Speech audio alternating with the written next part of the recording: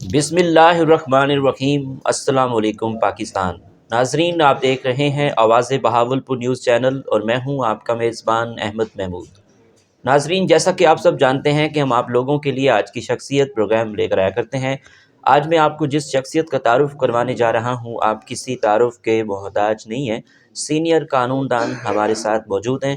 آج میں بار ایسوسی ایشن کیرول پکا میں موجود ہوں۔ ہمارے ساتھ موجود ہیں Rana Manzoor Ahmed Khan, advocate high court. آپ 2021 میں صدر رہ چکے ہیں۔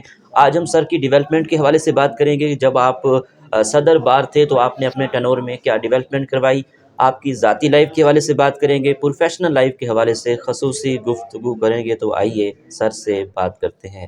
السلام علیکم جناب۔ وعلیکم السلام جی۔ کیسے ہیں آپ؟ اللہ کا کرم، بالکل خیریت ٹھیک، سے ہیں؟ الحمدللہ، شکر اللہ تعالیٰ کا۔ جناب، آپ نے اپنی ابتدائی تعلیم کہاں سے حاصل کی؟ آپ کا تعلیمی سلسلہ کیسا رہا؟ میں نے ایف ایس سی اور بی ایس سی تک فیصل آباد گورنمنٹ کالج سے کیا، فیصل آباد گورنمنٹ کالج سے۔ اس کے بعد میں نے ایم ایس سی میں ایڈمیشن لیا سرگودا یونیورسٹی میں، لیکن میں ادھر اپنے گھر، کیونکہ میری رہائش یہاں کیرول پکا میں ہے، اچھا سر۔ تو ادھر واپسی پہ چھٹی پہ آیا تو ایک عزیز نے کہا یار تو ایم ایس سی کرے گا، ٹیوشن پڑھاتا رہے گا، چھوڑ لا کرتے ہیں۔ اچھا جب کیونکہ ہمارے خاندان میں کوئی وکیل نہیں ہے، اچھا۔ ابھی تک نہیں ہے، تو پھر میں نے اسلامیہ یونیورسٹی جا کے ایڈمیشن لے لیا۔ یہاں سے ہم نے پھر لا کر لیا، لا کے بعد پھر 96 جنوری 96 ادھر ہم نے کیرول پکا جوائن کیا۔ ایک سال لگایا میں نے بالپور، ٹھیک اس کے بعد پھر ادھر آ گئے۔ ٹھیک۔ وکیل اور پھر بننے کا چل شوق آپ کو ہی تھا؟ شوق نہیں تھا، حادثائی طور پہ آئے ہیں، شوق نہیں تھا۔ ٹھیک۔ ماشاء اللہ، ایز اے سینئر قانون دان، جی۔ ایک اچھے وکیل میں کیا کوالٹی ہونی چاہیے، کیا خصوصیات ہونی چاہیے؟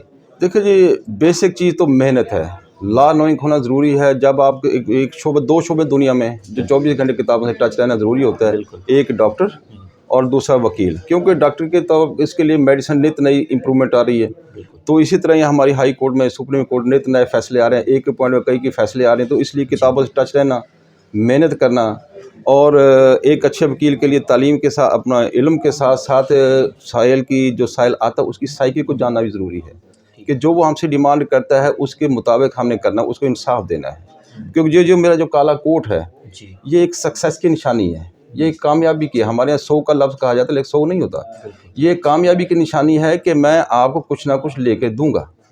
کیونکہ میں تھوڑا سا اگر اسلام کی طرف چلا جاؤں تو فتح مکہ کے موقع پر اگر نبی پاک کی لائف کو دیکھو تو ایک دفعہ نے جب فتح مکہ کیا تو کالی امامہ استعمال کیا تھا، نشانی دی تھی کہ فتح کے لیے۔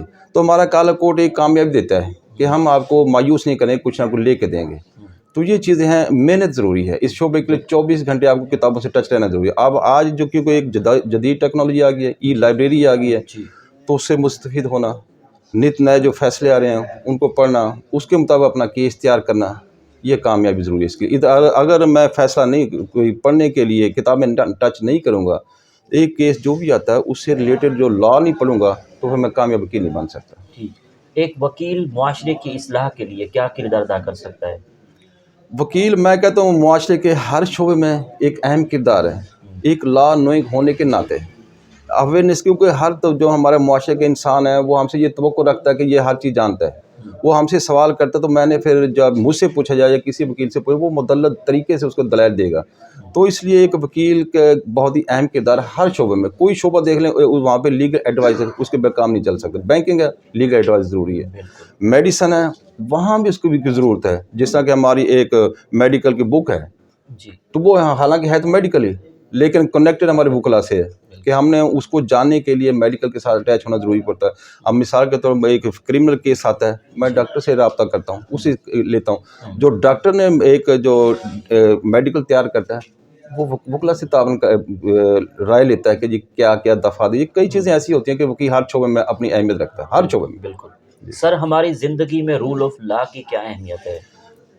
اگر رول آف لا نہیں ہو تو پھر جنگل کا قانون ہوگا، پھر وہ وہاں پہ کسی کو انصاف نہیں مل سکتا۔ رول آف لا بہت اس لیے ضروری ہے کہ جو کرے گا وہ اس کا ذمہ دار ہوگا، اس کو سزا، اچھا کرے گا تو اس کا صلہ ملے گا، غلط کرے گا تو اس کو سزا ملے گی، تو اس پہ عمل درآمد کرنا ضروری۔ باہر کے فارن کنٹریز ہم چلے جائیں، وہاں پہ رول آف لا اس لیے کامیاب ہے کہ وہاں پہ عمل داری ہے، ہمارے یہاں عمل داری نہیں ہے۔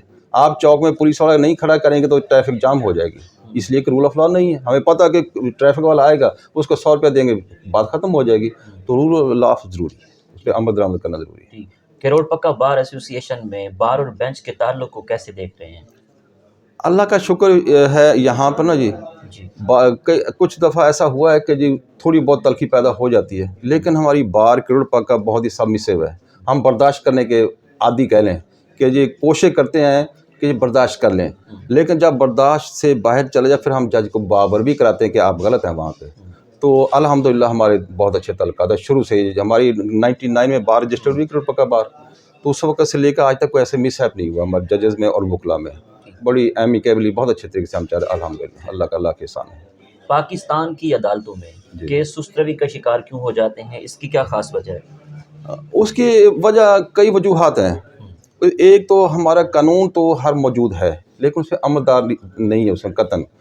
تو ایک تو میرے پاس سائل آتا ہے، وہ اس کی ڈیمانڈ ہوتی ہے اس کیس کو لمبا جو جھوٹا ہوگا، یعنی جو چاہتا ہے کہ فیصلہ نہ ہو، وہ کوشش کرتا ہے کہ اس کو لنگر آن کرنا ہے. پھر اس میں بھی شامل ہو جاتا ہوں. اس کو لنگر آن کرنے کے لیے مثال کے طور پر آج ایویڈنس کی پیشی ہے تو میں نے اپنے منشی کو کہہ دینا یا جیسا وہ کہہ دو جی وکیل صاحب نہیں ہے. اب ایک پیشی 1 مہینے کے ڈیلے ہو گیا. تو اس میں سبھی آرگنز شامل ہیں، میں بھی شامل ہوں، سائل بھی شامل ہے، ججز بھی شامل ہے اور سٹرائک بھی شامل ہے ہماری، جو کہ غیر ضروری طور پہ سٹرائک خام میں ہو جاتی ہے. یہ پوچھوں گا کہ وکلا صاحبان جو سٹرائک کرتے ہیں اس کا کیا فائدہ اور کیا نقصان ہے؟ اگر سچ پوچھنا ہمارا نقصان یا فائدہ نہیں ہے، کیونکہ ہماری تنخواہ نہیں ہوتی. جب ہماری جس دن سٹرائک ہو جائے تو سائل ہمارے پاس نہیں آتا، وہ فون پہ پتہ کر لیتے پیشی کا، ہمارے تو نقصان ہے. لیکن کچھ وجوہات کچھ دوست کی بعضوں کا یہ ہوتا ہے کہ پنجاب بار سے آئے کوئی ایشو مین ایشو بن جاتا ہے تو ہمیں مجبوری ہے سٹرائک کرنی پڑتی ہے. لیکن اب یہ ایک نیا ٹرینڈ چل پڑا ہے کہ ہمارے یہاں کو راشا ورک میرے پاس فرض کریں آج کیس لگے ہیں 5 ہیں شادی کے لیے، میں پھر اپنے سیکٹری کو صدر کہتا ہوں یار سٹرائک کر تھکے ہوئے ہیں. تو ایک میری وجہ سے سٹرائک ہو جاتی ہے لیکن وہ نقصان دہ ہے، میرے لیے بھی نقصان دہ ہے، سائل کے لیے بھی نقصان دہ ہے. میرے ٹینیور میں 2021 میں مجھے یہ فخر ہے کہ میرے ٹینیور میں پورے سال میں میرا خیال ہے 6 یا 7 سٹرائکس ہوئی ہیں، وہی پنجاب بار سے، ہماری بار سے ایک بھی نہیں ہوئی. اور وکلا کی ڈیمانڈ آیا کرتی تھی کہ آج سٹرائک کر دیں، میں نے کہا یہ نہیں ہوگا، قطعاً نہیں ہوگا. یہ میں بے شک دوست مجھ سے ناراض ہیں لیکن میں سٹرائک نہیں ہونے دی بے مقصد. میں نے یہ کہا کہ کسی دوست کو پیشی چاہیے میں پیشی لے دیتا ہوں، سٹرائک نہیں ہوئی اور نہیں ہوئی. ٹھیک جناب، ہائی کورٹ اور سپریم کورٹ کے ججز کی جو تعیناتی کا طریقہ کار ہے وہ کس طرح ہونا چاہیے؟ ایز اے سینئر قانون دان رائے دیں. یہ انلکیلی عجیب طریقہ کار ہے کہ جب ہمارا سول جج بھرتی ہوتا ہے یا ایڈیشنل جج بھرتی ہوتا ہے اس کے لیے امتحان ہے، لیکن جو ہائی کورٹ کا جسٹس ہے جو وہ ایک آئینی عدالت ہے اس کے لیے ہمارا کوئی قانون نہیں ہے. قانون تو ہے ایک جس کو پک اینڈ چوز ہے. یہ زیادہ تر چیمبر سے دوست آتے ہیں ہمارے ججز صاحبان آتے ہیں کہ فرض کریں ایک بڑا نام ہے جس کی چیمبر کا، اس سے اٹھا لیا اس کو لگا دیا. تو ایک تو یہ چیز ہے کہ اس کے لیے جس طرح کے دوسرے قوانین ہیں اپوائنٹمنٹ کے لیے ادھر بھی قانون ہونا چاہیے، ایک طریقہ کار ہونا چاہیے جسٹس کے لیے. اور دوسرا یہ ہے کہ ہمارے جنوبی پنجاب کو بالکل ہی اگنور کیا جاتا ہے اس تعیناتی میں. تو یہ میانہ روی ہونا ضروری ہے جس میں وکلا میں نا جب بڑا اس میں غم و غصہ پایا جاتا ہے کہ یہ اپر پنجاب میں تو جسٹس لگ جاتے ہیں، ہمارا کوئی لگ بھی ہے تو اس کو نکال دیا جاتا ہے کسی نہ کسی بہانے بنا کے. تو یہ ہونا چاہیے کہ ایسا قانون کے مطابق تاکہ سبھی پہ لاگو، سبھی پاکستان میں. صوبہ پنجاب یا ملتان، صوبہ بہاولپور یا ملتان، آپ کی کیا رائے ہے؟ دیکھیں جی بات یہ ہے بہاولپور دا بیسٹ ہے میرے نزدیک. بہاولپور دا بیسٹ اس لیے ہے کہ وہ پہلے ایک ریاست رہ چکا ہے، ایک انڈیپینڈنٹ ریاست رہ چکا ہے، تو اس لیے یہ زیادہ بہتر ہے. اور یہ پھر تقریباً ہمارے ایریے میں سارے کور کرتا ہے بہاولپور. ملتان بھی بن جائے ٹھیک ہے لیکن بہاولپور زیادہ سوٹیبل ہے. ٹھیک.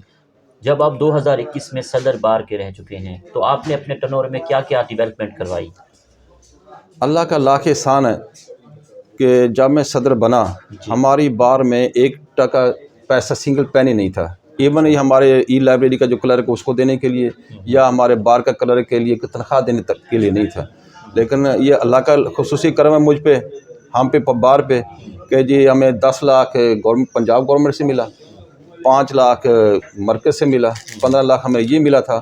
پھر دوسرا یہ ہے کہ ہمارے سیشن جج صاحب تھے ان سے راجہ صاحب آپ اس وقت بہاولپور لگے ہوئے ہیں، ان کی کاوشوں سے اور ہماری کاوشوں سے ایک تو وہ 15 لاکھ علیحدہ سے ملا جس کا ہم نے فرنیچر بار روم کا آپ جا سکتے ہیں، اعلیٰ نسل کا فرنیچر ہماری بار میں موجود ہے جو ہم نے صوفے تیار کروا کے دیے.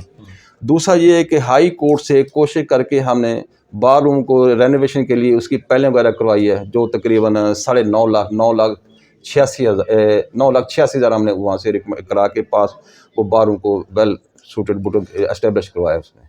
تو یہ ہمارے ٹینیور میں یہ اللہ کا شکر ہے. جی جی باہر کی سیاست کو کیسے دیکھتے ہیں؟